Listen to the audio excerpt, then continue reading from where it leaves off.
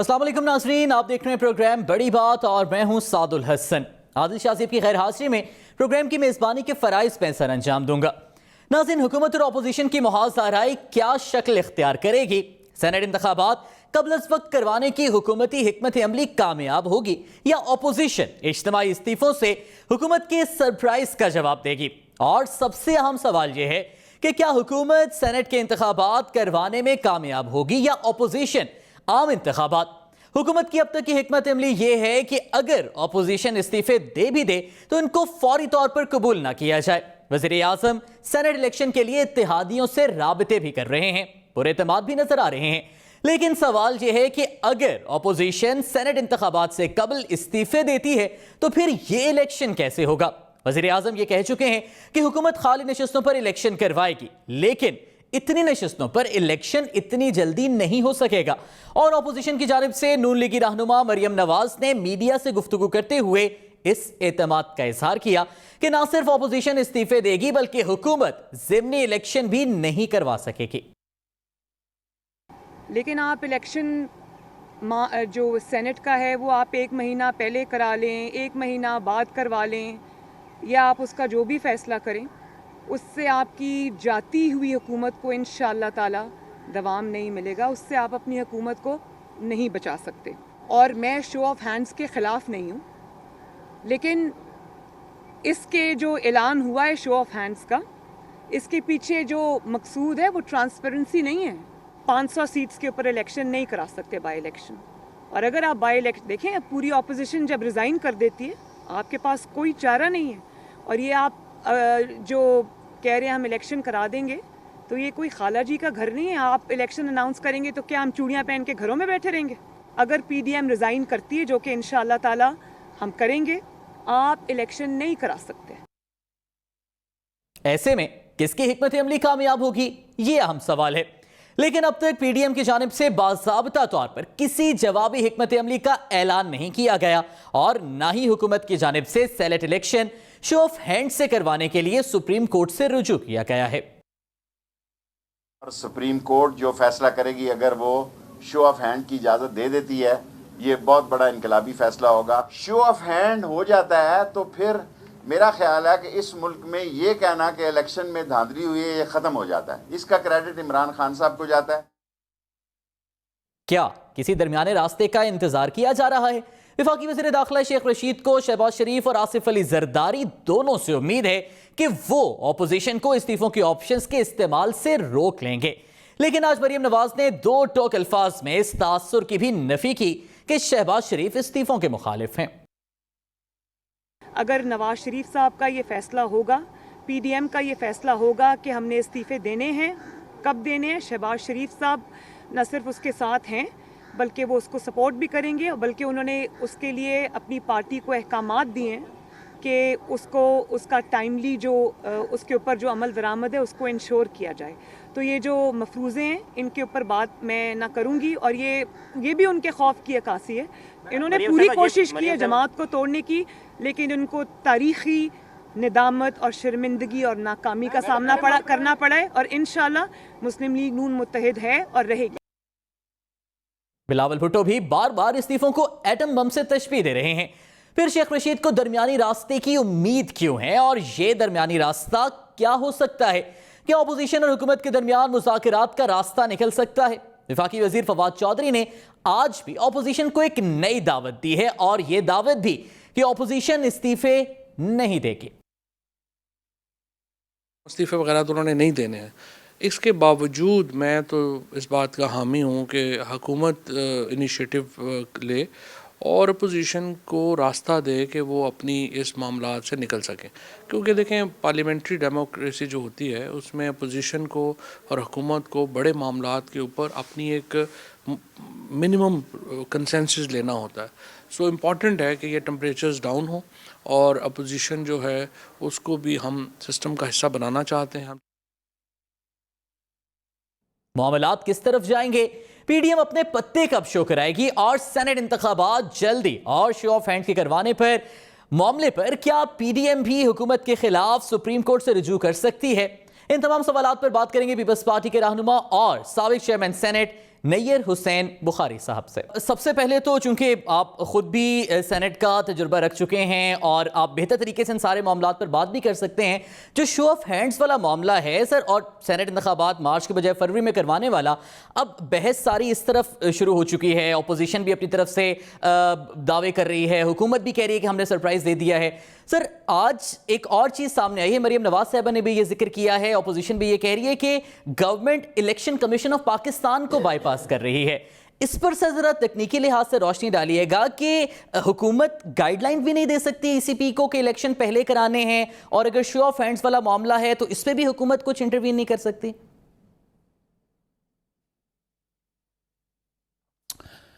देखिए, election schedule देना ये इलेक्शन कमीशन का काम है, और गवर्नमेंट ने जो इनिशिएट किया है और ये कन्फ्यूजन क्रिएट करने की कोशिश की है, जो असल इशू से आवाम की तवज्जो हटाने के लिए ये किया है, बाय डिज़ाइन ये किया गया। इश्यूज़ और हैं, लोग इनसे निजात चाह रहे हैं, और उस इशू को डाइवर्ट करने के लिए अब नया इशू इन्होंने छेड़ दिया है। बात यह है कि जिन चीज़ों का जिक्र कॉन्स्टिट्यूशन में स्पेसिफिकली हो तो उसके मुताबिक ही अमल करना पड़ता है।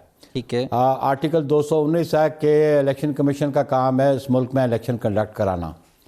वो ना तो एडवाइस दे सकते हैं और ना ही वो गाइडलाइन दे सकते हैं गवर्नमेंट का, क्योंकि इलेक्शन कमीशन एक इंडिपेंडेंट अदारा है, और उसको ना तो कोई इन्फ्लुएंस कर सकता है, अगर कोई करे तो फिर वो इलेक्शन के बारे में कहा जाता है कि रिग्ड इलेक्शन है, इलेक्शन कमीशन पे क्वेश्चन मार्क आ जाता है।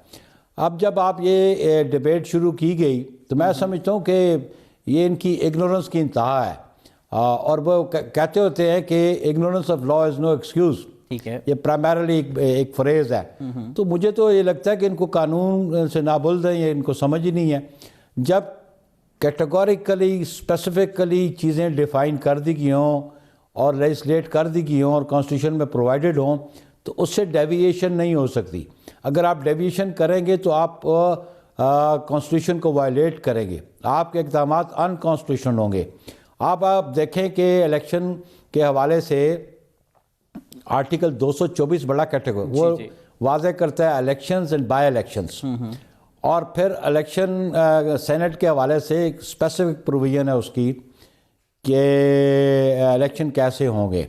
ठीक है। और उसके बारे में ये बड़े वाज़े है कि जब टर्म एक्सपायर होगी तो उससे not earlier than 30 days election नहीं हो सकते। मीनिंग देयर बाय कि 11 मार्च को इसकी टर्म ख़त्म होती है 3 साल बाद, और 12 मार्च को ओथ होती है। ये जब से सेनेट वजूद में आई है, बिलखुसूस जनरल मुशर्रफ की जब दौर में जब सेनेट और नेशनल असम्बली बहाल हुई थी, तो 12 मार्च को सेनेटर्स ओथ भी लेते हैं। 12 मार्च को चेयरमैन सेनेट का इलेक्शन होता है, डिप्टी चेयरमैन का इलेक्शन होता है।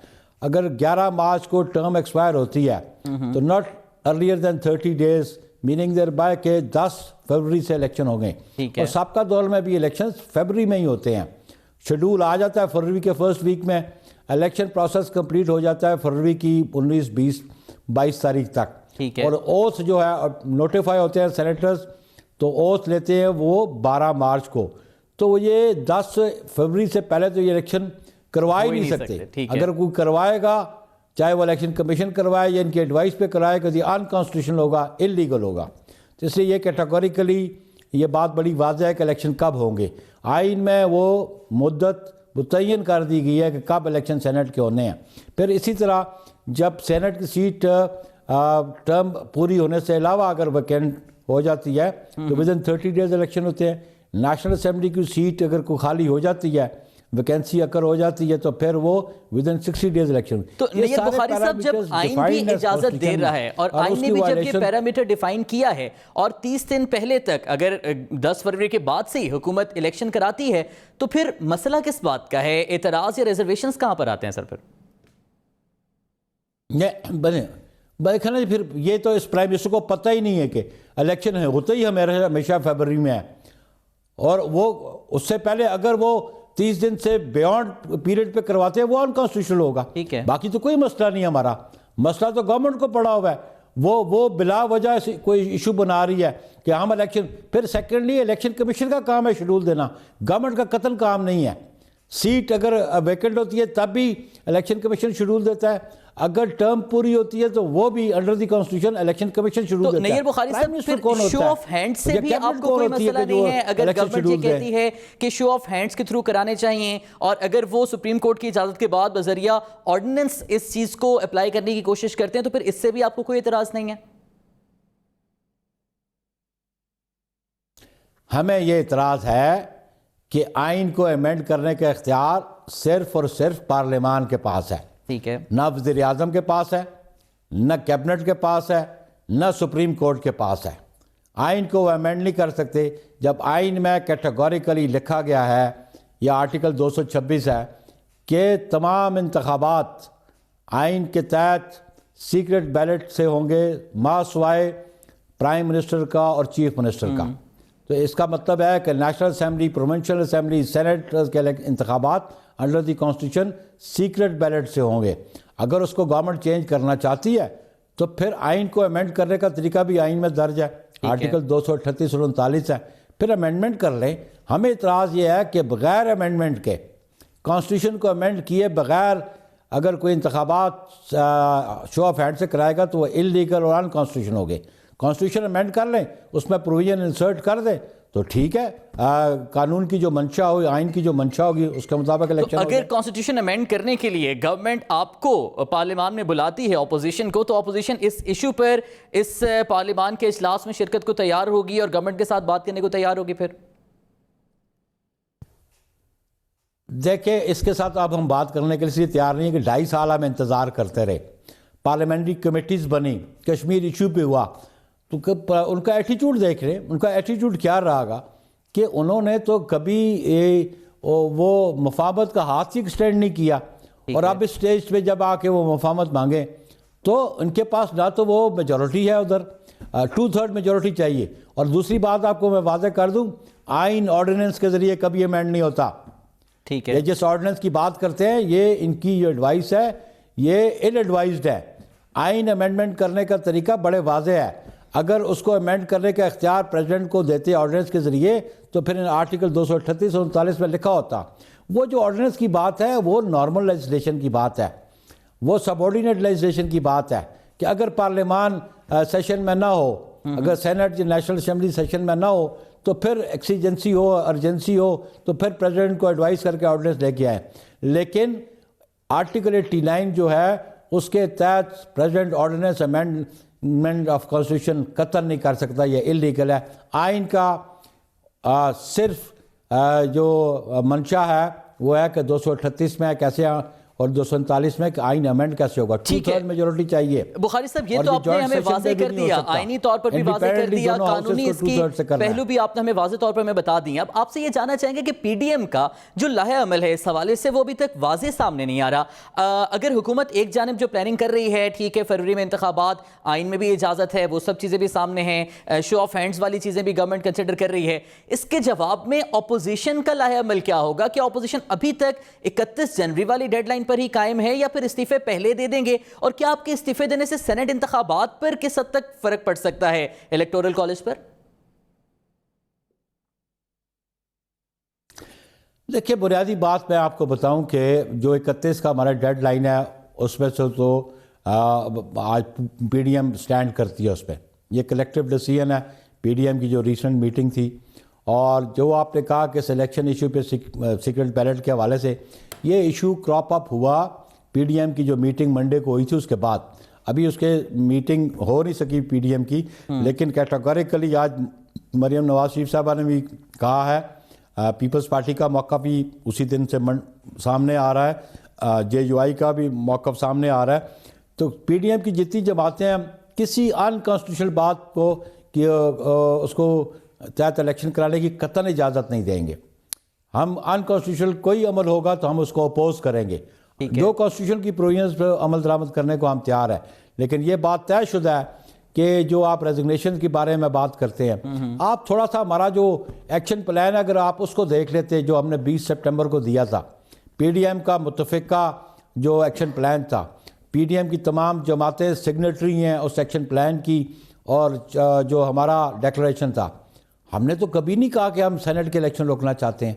कभी हमारे मौक़िफ़ पे ये बात, हमारा एक ही मौक़िफ़ है कि हम इस हुकूमत से निजात चाहते हैं और इस मुल्क के अवाम को इस हुकूमत से निजात दिलवाएंगे। तो नैयर बुखारी साहब, जिस आप उस एक्शन प्लान के जिक्र कर रहे हैं जो पीडीएम की जमातों ने जिस पर दस्तखत भी किए, उसके बाद फिर जमातों के अंदर इख्तलाफात की खबरें सामने आई। पाकिस्तान मुस्लिम लीग नवाज में हालिया तौर पर उनके अभी जो मरकजी रहनुमा है उनकी जानिब से बयानात सामने आए कि कुछ अरकान विकेट की दोनों साइड पर खेल रहे हैं। फिर बिलावल भुट्टो साहब ने जब ये कहा कि इस्तीफों के मामले पर सेंट्रल एग्जीक्यूटिव कमेटी का इजलास बुलाएंगे, उस पर भी सवालात उठे कि पार्टी से मुशावरत से पहले ही इस्तीफों वाले मामले पर बिलावल साहब ने रजामंदी जाहिर की। फिर बिलावल भुट्टो जरदारी की शहबाज शरीफ से जो मुलाकात हुई उसमें भी कुछ इतलात ये थी कि शहबाज शरीफ ने उन्हें डायलॉग की बात की। तो वो जो 20 तारीख को मुआहिदा आपस में तय किया था, मुत्तफिक हुए थे, उसके बाद वाले दिनों में तो इत्तेहाद में दरारों की खबरें सामने आई हैं। क्या पीडीएम की तमाम जमातें आपस में भी और अंदर भी मुत्तहिद हैं इस सारे मामले पर? Kindly don't put hypothetical questions to me. बात हमने बड़ा कैटेगोरिकली कहा है कि कलेक्टिव डिसीजंस, हर जमात का अपना मौक़िफ़ हो सकता है अपने अपने प्लेटफॉर्म से, लेकिन हम उस डिसीजन के पाबंद हैं जो कलेक्टिवली पीडीएम की जमातों के सरबराह करेंगे।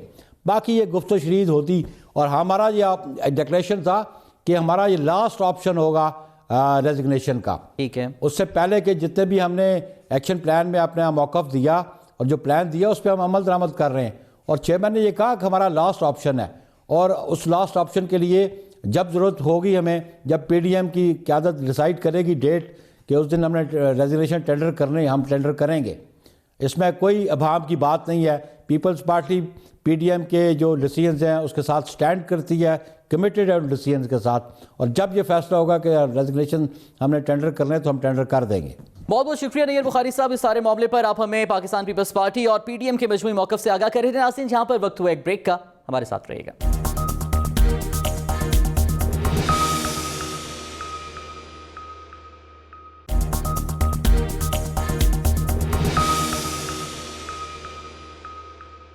वेलकम बैक नाज़रीन। मुल्क की सियासत के लिए अगले 2 माह इंतहाई अहम हो चुके हैं।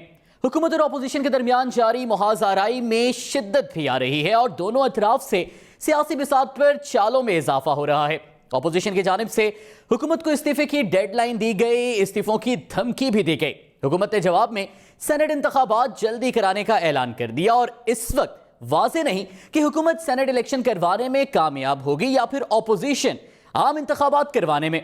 मामलात किस जानिब जाएंगे, क्या दरमियानी रास्ता निकल सकता है जैसे शेख रशीद दावा कर रहे हैं, या अपोजिशन के ऐलानात सच्चे साबित होंगे और खुद हुकूमत को किन मुश्किलात का सामना है? इन तमाम उमूर पर बात करेंगे। सीनियर तज्ज़ियाकार हसन निसार साहब हमारे साथ मौजूद हैं। सर, बहुत बहुत शुक्रिया आपके वक्त के लिए। हसन निसार साहब, पाकिस्तान तहरीक इंसाफ की हुकूमत के 2.5 साल होने को हैं। अब इस दौरे हुकूमत में हमने देखा आटे का बहरान हो, चीनी का बहरान हो, अदविया की कीमतों में इजाफा हो, पेट्रोल का बहरान हो, हुकूमत ने कम अज़ कम ये तस्लीम कर लिया कि बर वक्त फैसले लेने चाहिए थे, वो हमने नहीं लिए। फिर वज़ीर आज़म साहब ने भी तस्लीम किया कि अब हमें पता चला है कि माफिया कैसे काम करता है। क्या आप समझते हैं सर कि ये तस्लीम कर लेना गलतियाँ और फिर अपनी ही तहकीकाती रिपोर्ट्स को पब्लिक कर लेना, क्या ये ड्यू क्रेडिट है जो हुकूमत ले रही है अपनी कारकर्दगी पर? ज़बरदस्त बात है। उसकी वजह है कि हमारा तो नेशनल कैरेक्टर ही ये है कि हम तो बड़ी से बड़ी बात को पी जाते हैं, दाएं बाएं करते हैं, कोई यहूदा हनूद के खाते में डाल देते हैं अपनी हिमाकतें, अपनी बेवकूफ़ियाँ, अपनी कमज़ोरियाँ, अपनी कजियाँ। अगर इनका एतराफ़ किया जाए तो ये इस बात की दलील है कि कल बीमारी का अगर पता लग गया है तो इसका इलाज भी हो सकेगा। सो ये बहुत, किसी इंसान में हो, किसी हुकूमत में हो, किसी लीडर में हो, ये बहुत आला इंसानी सिफत है। गलती किससे नहीं होती, ये तो बिल्कुल ये नाड़ी थे।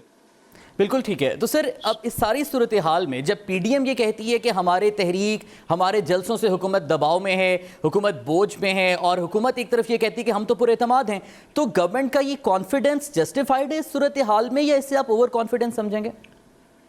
देखें, ओवर कॉन्फिडेंस या अंडर कॉन्फिडेंस तो मैंने क्या बात करनी है, 2-3 बातें हैं जहन में रखने वाली।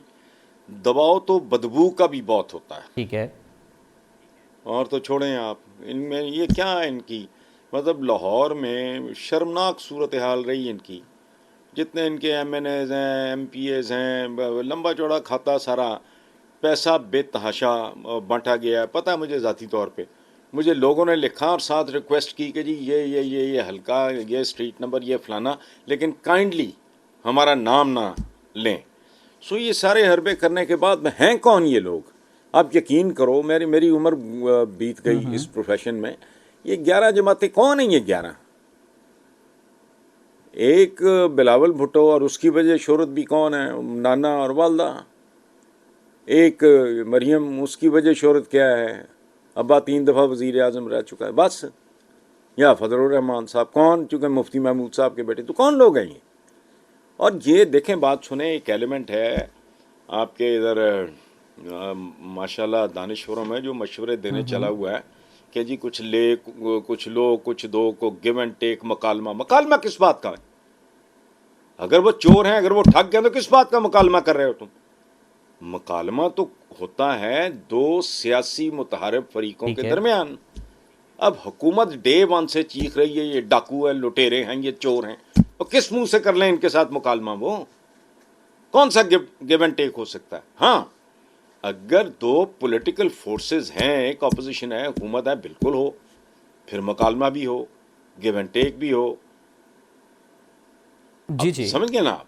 लेकिन अगर हुकूमत का स्टांस डे वन से ये है, जिसकी गवाही मुल्की हालात भी दे रहे हैं, ये ठगों का टोला है, तो फिर ठगों के साथ तो फिर ठग ही बैठ के नेगोशिएट करेंगे। तो हसन निसार साहब, अगर तो और जो पाकिस्तान तहरीक इंसाफ की हुकूमत का पहले दिन से आप भी जिक्र कर रहे हैं, स्टांस यही था कि ये चोर हैं और जो मुल्की हालात ख़राब हुए हैं इनकी वजह से हुए हैं, एहतसाब होना चाहिए, इनका हो रहा है, तो फिर इनको सज़ाएं क्यों नहीं दी जा रही सर? इनको सज़ाएं दें, सबूत लेकर आएँ, ख़त्म करें ये किस्सा, फिर अगर मुज़ाकरात भी नहीं करने तो। नहीं, देखें, टेक्निकलिटीज़ अपनी जगह, सज़ाएँ तो हैं। वो मफरूर नहीं है वहाँ बैठा है, पार्टी का और ख़ानदान का सरबराह, बरखुरदार नहीं उसके बैठे वहाँ, क्यों नहीं आ रहे हैं? सज़ाएँ तो हैं, भागे हुए हैं, एब्सकॉन्डर्स हैं, मफरूर हैं, इश्तिहारी हैं, और क्या होना है? बाकी प्रोसेस है। इस मुल्क का जो निज़ाम इंसाफ है उसके बारे में, इस मुल्क के क्रिमिनल जस्टिस सिस्टम के बारे में कहते हैं कि it protects the rich and punishes the poor. ठीक है, वरना इस तरह नवाज शरीफ निकल जाता है इनको चक्कर दे के सबको। ये सारे क्या मतलब किस दुनिया में थे ये सारे? तो हसन निसार साहब, आज भी मरियम नवाज साहिबा ने कहा है कि नवाज शरीफ के पास अपनी बेगुनाही के वीडियोस की सूरत में सबूत हैं और वो वक्त आने पर सामने लेकर आएंगे। वो तो एडमेंट इस बात पे कि हम तो बेगुनाह हैं। एक बात ज़हन में रखना भाई मेरे, आप अपनी कॉमन सेंस अप्लाई करो, उसको छोड़ो कि क्या कह रही है वो। मेरे गुनाह का सबूत तो वीडियो पे हो सकता है, मेरी बेगुनाही का कैसे हो गया ये बताएं मैं। ठीक है, देखो, गुनाह, मैं बैंक लूट रहा हूं, मैं डाका डाल रहा हूं, मैं किसी की जेब काट रहा हूं, उसकी तो चलो वीडियो बन गई। गुनाह का मेरा तो हो गया वो। ये वीडियो पे बेगुनाही कैसी होती है ये बताएं मुझे। क्या ये वो, और ये एवन फील्ड है, पूरी दुनिया में इनकी जायदादें खरबों रुपया। ये पिछले दिनों अयाज अमीर साहब का कॉलम था, पढ़ के देख लें। वो का पता नहीं कालरा स्टेट कोई, उसका पता नहीं अरबों रुपए की ज़मीन है, वो अपने मरहूम वालिद के नाम पे इन्होंने करवा दी थी, वो 99 ईयर्स लीज, जो इमरान खान ने कैंसिल कराई है। मैं कोट कर रहा हूँ बंदे को, अयाज अमीर साहब का 5-4 दिन पहले का कॉलम है। तो क्या है ये कदम कदम ये हैं जनाब स्पीकर, ये हैं वो, और ये बात कर कौन रहा है?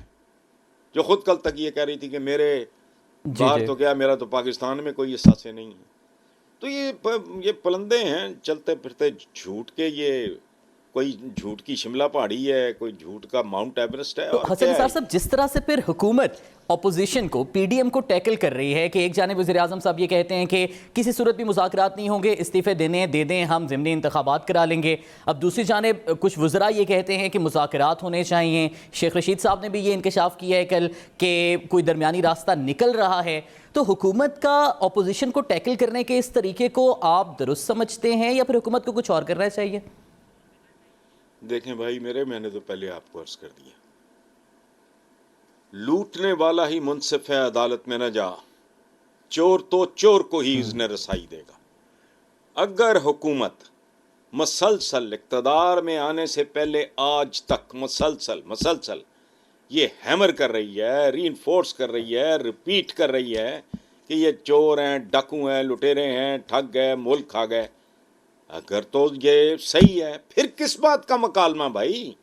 मुकालमा तो दो सियासतदानों के या दो इस तरह के लोगों के दरमियान होता है, एक साध के और एक डकैत के दरमियान किस बात का? मुझे नहीं समझ आती, मेरी कॉमन सेंस जो है कमज़ोर होगी। आप मुझे बताएं किस बात का मुकालमा है?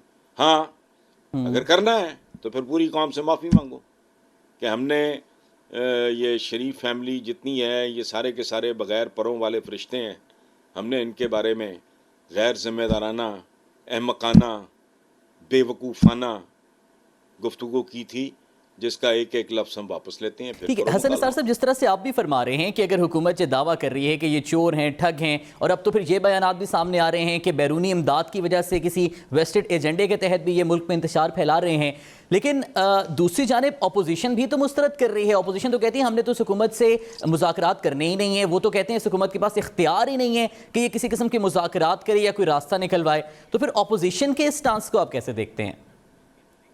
नहीं, अपोजिशन का कोई स्टांस नहीं है, टू टेल यू ऑनेस्टली। ये बिल्कुल चोर ठग, देखें पॉपुलैरिटी है, मसलन बात करते हैं कि जी बिल्कुल डेफिनेटली है, तो डाकू भी बड़ा बड़ा पॉपुलर रहा है। सुल्ताना डाकू तो बहुत ही पॉपुलर आदमी था, मलंगी था, डकैत था, कसूर का, उसके लोगों ने गीत बनाए हुए थे। तो ये क्या बात हुई? पॉपुलर तो रंगीला भी था बहुत, मरहूम कॉमेडियन। ये पॉपुलैरिटी क्या होती है? लेकिन हसन निसार साहब, इन मेरिट होता है, मेरिट होता इनके है। पास तो सीटें भी हैं असेंबलियों में, तो इसी वजह से तो ये कहते हैं कि हम इस्तीफे दे देंगे तो सिंध असेंबली भी तहलील हो सकती है। बाकी असेंबलियों में ज़िमनी इंतखाब अगर हुकूमत कराना चाहे तो हम उन इंतखाबात को नहीं मानेंगे। तो ये तो अपने उन सीटों के बेस पर अपनी उस एजेंडा को भी आगे लेकर चल रहे हैं, तहरीक को भी। हाँ तो फिर करें ना, इस्तीफे दें ना, दे शुड गो अहेड। क्या इनको क्या मरोड़ उठते हैं? दंदल पड़ी हुई है इनको को, क्या को मिर्गी का दौरा पड़ा हुआ है? क्या दें इस्तीफे पर, ख़त्म करें बात। तो हसन साहब, जो अभी हुकूमत ने ये कहा है कि सेनेट इंतखाबात मार्च के बजाय फरवरी में कराएंगे और शो ऑफ हैंड्स, अब शो ऑफ हैंड्स पर वैसे तो अपोजिशन कहती है कि उसूली तौर पर कोई हमें इख्तिलाफ नहीं है, लेकिन वो ये भी कहते हैं कि हुकूमत की नीयत ख़राब है। अब यहाँ पर एक नुक्ता नज़र ये भी है कि हुकूमत को अपने इत्तेहादियों पर इतना भरोसा नहीं है। जिस तरह से खान साहब इत्तेहादियों को लेकर चल रहे हैं, चौधरी बरादरान पंजाब में या फिर MQM दूसरी जानिब, आप क्या समझते हैं वो इन इत्तेहादियों को लेकर इस सारी हुकूमत की कश्ती को पार लगा सकेंगे?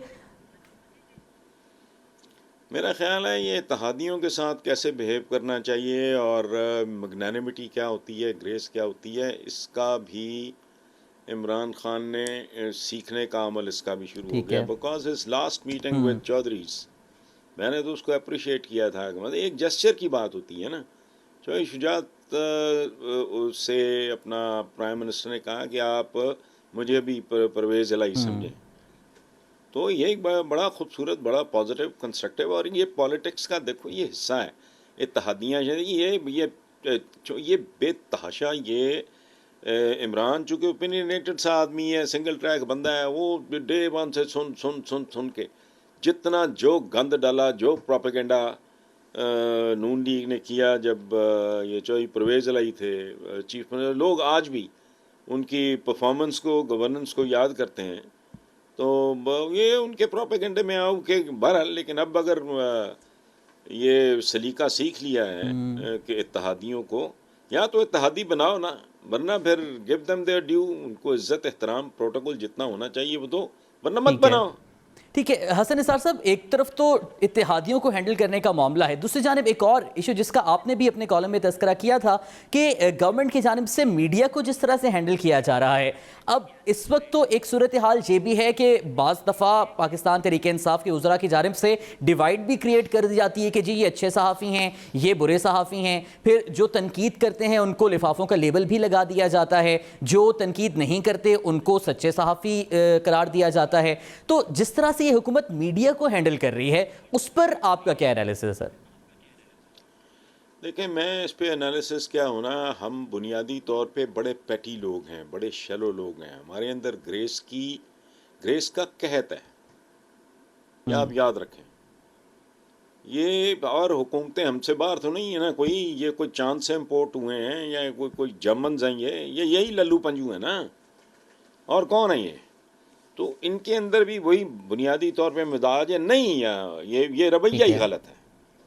उसकी वजह है कि ये हुकूमतें नाअहली की बदनीयती की वजह। पहली बात तो ये कि किसी की नीयत का हाल तो कहते हैं ना जी जी वो अल्लाह पाक ही जानता है। दूसरी बात ये है, देखें अवाम खासे अब उनकी तरबियत हो गई है कि जो आदमी चमचा होगा, किसी का कड़छा होगा, कोई लाइन ले रहा होगा, किसी को आउट ऑफ द वे जाके सपोर्ट कर रहा होगा, तो लोग उस पर लानत भेजेंगे।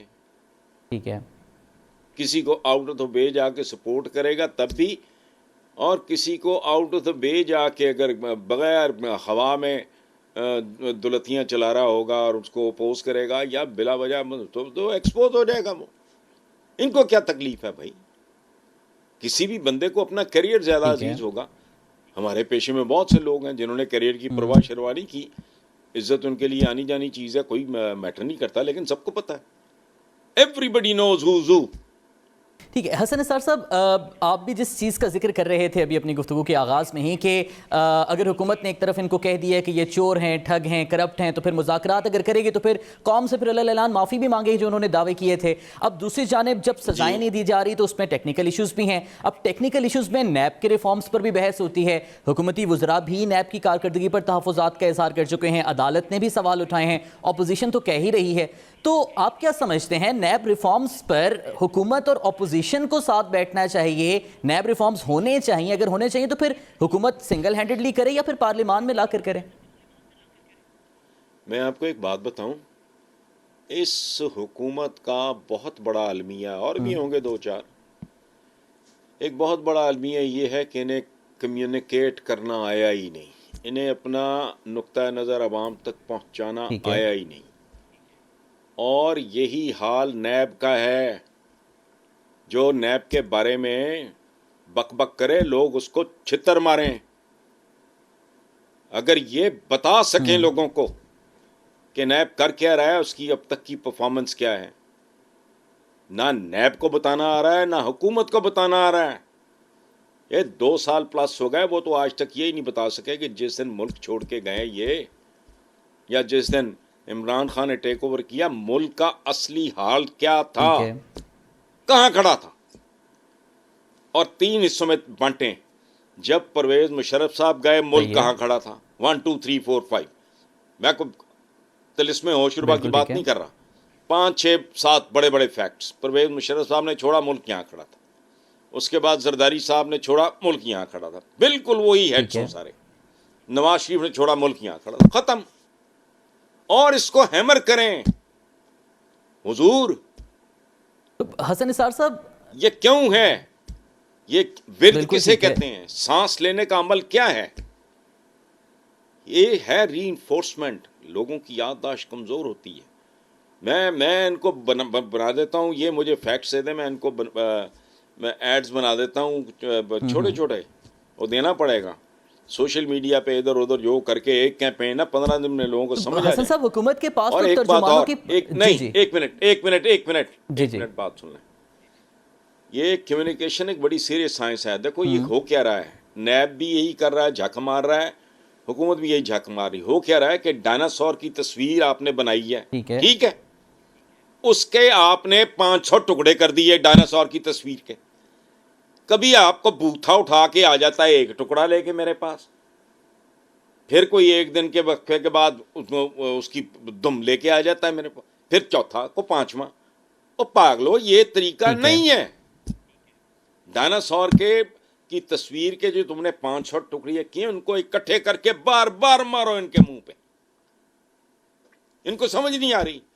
बिट्स एंड पीसेस में कोई टोटा इधर से को छोड़ देता, उधर जोड़ को बात ही नहीं बनती। तो समझ हसन साहब, ये जो आप कम्युनिकेशन में फ्लॉ का जिक्र कर रहे हैं, कम्युनिकेशन ठीक तरीके से गवर्नमेंट नहीं कर पा रही, तो जो हुकूमत के तर्जुमानों की जो इतनी बड़ी तादाद है, फिर आपके मुताबिक वो ठीक तरीके से काम नहीं कर रहे, वो हुकूमत की कारकर्दगी को या फिर हुकूमती पर्सपेक्टिव को सही से सामने नहीं लेकर आ रहे?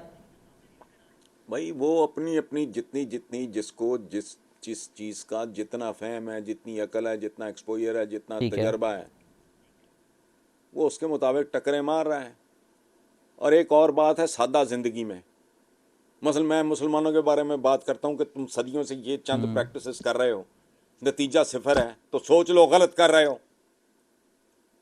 जब सही किया था तो 30 साल के अंदर अंदर पूरी दुनिया, हज़रत उमर बिन खत्ताब के ज़माने तक सारी दुनिया लेट गई थी। तो अब तुम सदियों से कर रहे हो और छितर भी खा रहे हो। इसका मतलब है कि जो जो कुछ कर रहे हो इस पे गौर करो, असर ना हो। मोटी बात मेरी तो दलील ये है कि ये सारे बड़े अच्छे होंगे, बड़े पक्के पीढ़े सियाने होंगे, सारा कुछ होगा। नतीजा क्या है? हुकूमत की कोई बात कोई बंदा बाय करने को तैयार ही नहीं है। तो फिर नतीजा देखना होता है ना जी। मैं बड़ा अच्छा सर्जन हूं, सर्जरी मुझसे हो नहीं रही, हाथ मेरे कांप रहे हैं, तो फिर क्या मैं सर्जन हूं? आप नताज देख लेना। मैं तो मैं डिबेट में नहीं, इसमें कोई बहस में नहीं पड़ता।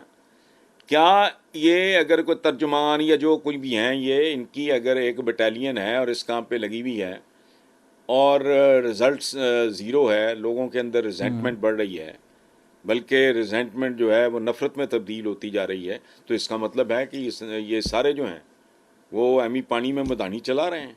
ये जुगते मारना नहीं है, ये एक दूसरे के बारे में उनको रन डाउन करना, जुगते मारना, बेगम सफ्दरवान, व्हाट नॉनसेंस। ये क्या तरीका है? अच्छा मुझे कहो बेगम सफ्दरवान, तो मेरी सेहत पे क्या फ़र्क पड़ता है? मुझे उसके बारे में हक़ाइक़ दो और उसको बेगम उसको मरियम नवाज उनके वालिद के हवाले से बात करो। तो फैक्ट शीट तो दो ना। कोई ढंग की बात करता कोई नहीं और करते टुकड़ों में है। आज आपने एक बात कर दी, परसों मैंने कर दी, चौथ उसने कर दी। भाई क्या तरीका है? मैंने जो मिसाल दी है इस पे गौर करें आप। डायनासोर की तस्वीर के 700, 600, 800, 900 पीसेस करके कभी एक टुकड़ा दिखा रहे हैं, कभी दूसरा। ये करप्शन का डायनासोर है, इसको इकट्ठा करके सामने रखो और रोज दिखाओ। ये रोज सिर्फ एक दूसरे को गालियां। ठीक है, बस बहुत बहुत शुक्रिया हसन निसार साहब, आपने हमें अपना वक्त दिया और इस सारी सूरत हाल पर अपने तजिए से आगाह किया। नाज़रीन, यहाँ पर वक्त हुआ एक ब्रेक का, हमारे साथ रहिएगा।